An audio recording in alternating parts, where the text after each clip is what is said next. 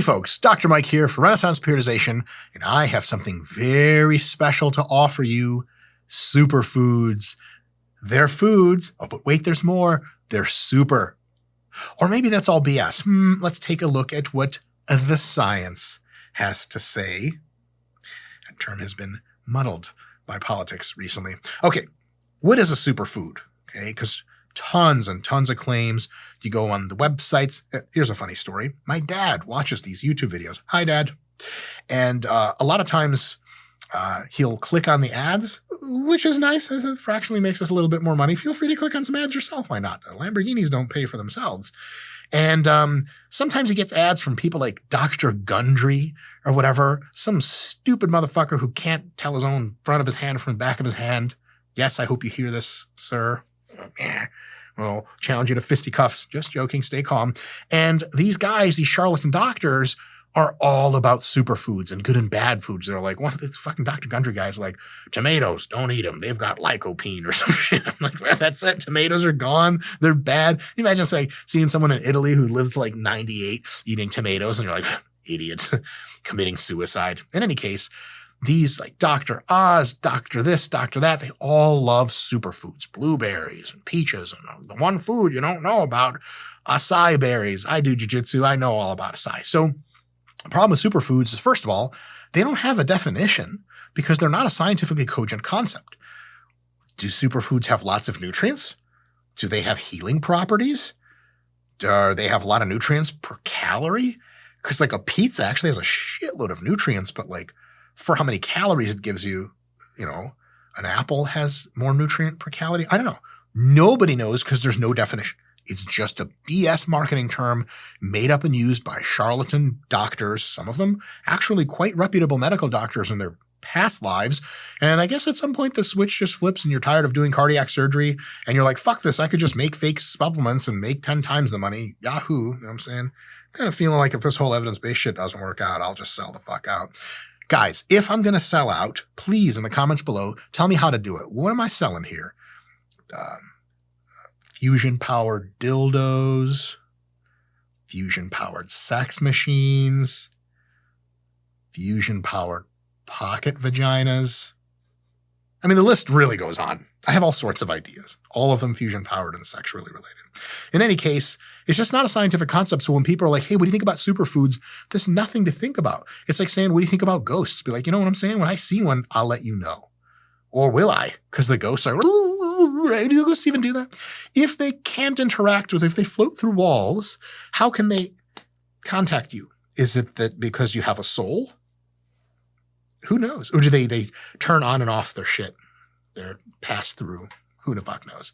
As much evidence for ghosts as superfoods, I'll tell you that much. Here's the deal.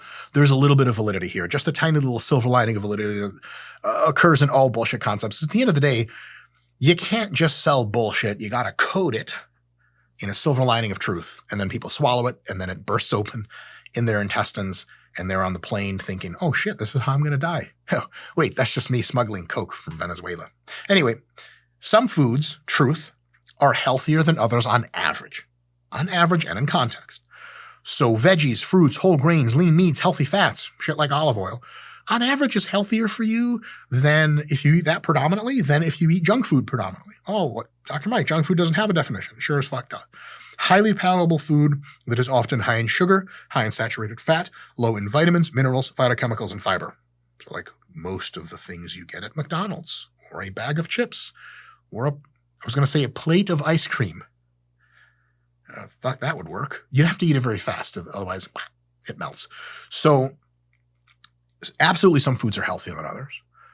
But a couple things. First, even junk food is okay if the preponderance of your intake, maybe 75% or so, comes from healthy foods. So like if you eat mostly a really good diet, like for lunch you had like salmon and fucking brown rice and broccoli. For breakfast you had kind of a similar meal. And if for dinner you have a great meal. And then like you're watching TV and you have like half a pint of Ben and Jerry's, but you train hard enough to burn it off earlier that day. Like, I don't fucking, you're not going to die. You're totally fine.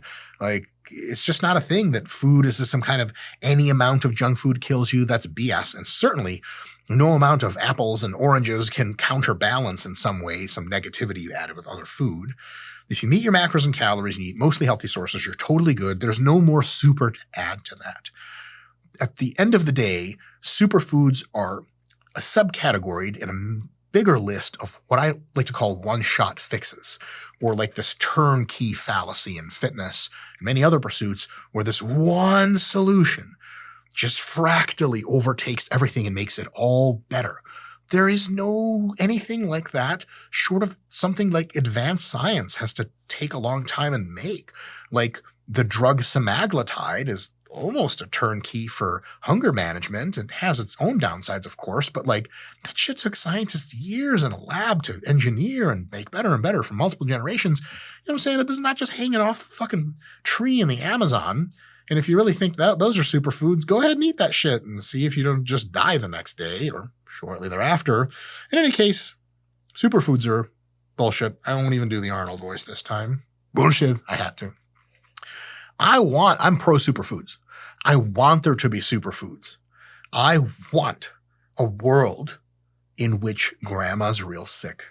She's in the hospital and you're about to go visit her, but they make the first superfood ever and they feed it to grandma. Let's say it's a Jell-O. In the hospital, they like the Jell-O. And grandma cuts into it and she's like, oh, that's quite good. And she's shaking, very weak.